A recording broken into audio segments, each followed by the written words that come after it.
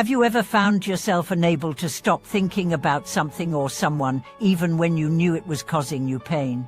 Why is it so hard to let go of the things we know are holding us back? Welcome back to the channel. Today we'll dive into a powerful truth that may radically shift your inner landscape. What you can't let go of is not your enemy, it is your teacher. And the prison you feel trapped inside might not have walls at all, but be made entirely of your own mind. Let's begin with a question that cuts to the core.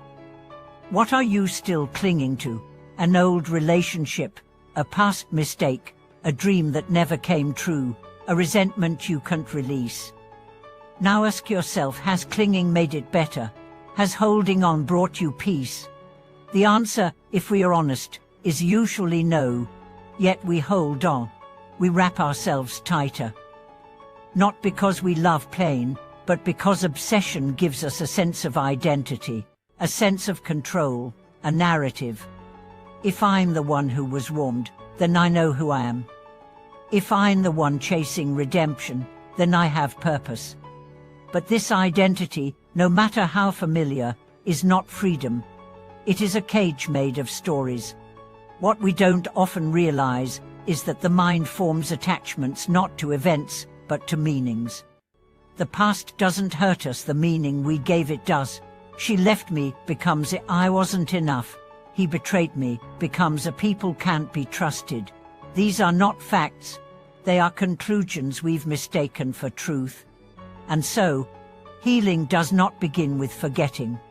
It begins with seeing, with asking, is this belief still true? Is it helping me grow? Is it allowing me peace? Imagine holding a burning coal.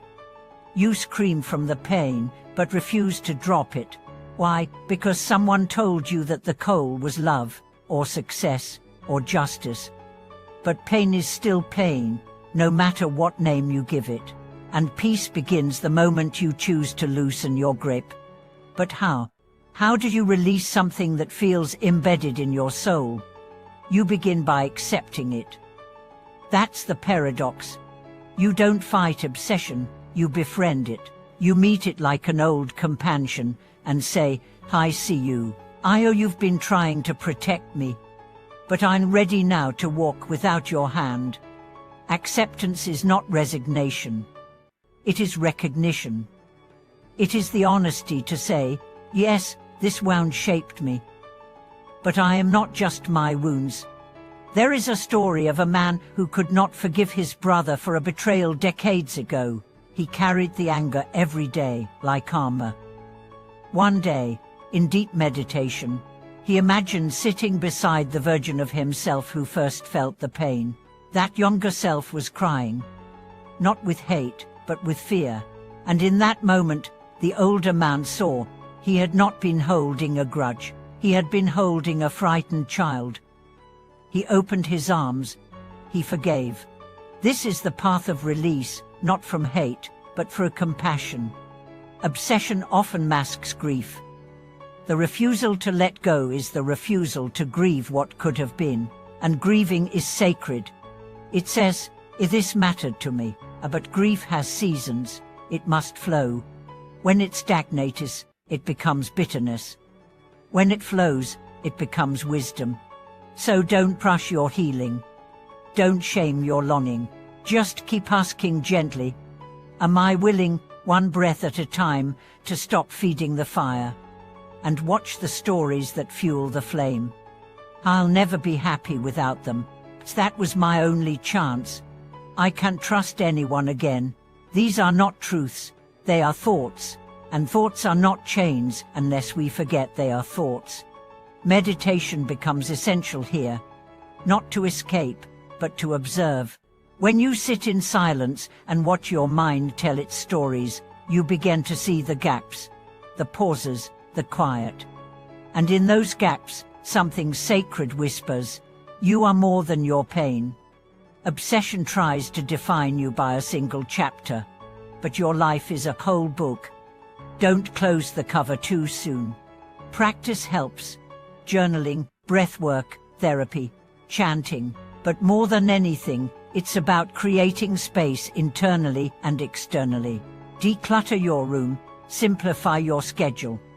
Surround yourself with reminders of your wholeness, not distractions but mirrors, people and places that reflect who you are when you're not trying to fix the past. And forgiveness. It's not about the other person.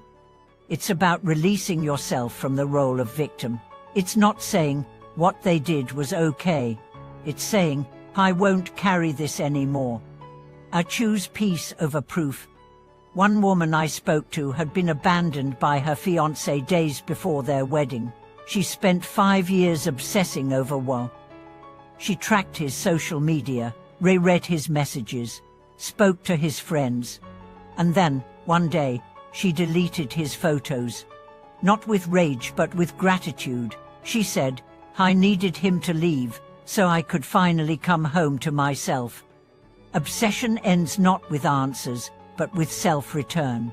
So if you feel stuck, ask yourself, am I clinging to the thing, or the meaning I gave it? Am I ready to meet the part of me that is afraid to be empty, because that emptiness you fear might actually be space? And space is where new life begins. You are not broken for holding on. You are human. You loved, you cared, you dreamed. Of course you grieve. But don't let your grief become your grave. Let it become your ground. Let it nourish a new way of being. The truth is, the cage was never locked. The door is open. The sky waits. The only permission you need is your own. Thank you for watching this video. If you've struggled with letting go, share your story below. Let us know how you've made peace with your past, or what you're still learning to release. Subscribe to the channel for more soul-centered content. And if this message helped you breathe easier, like the video and pass it forward.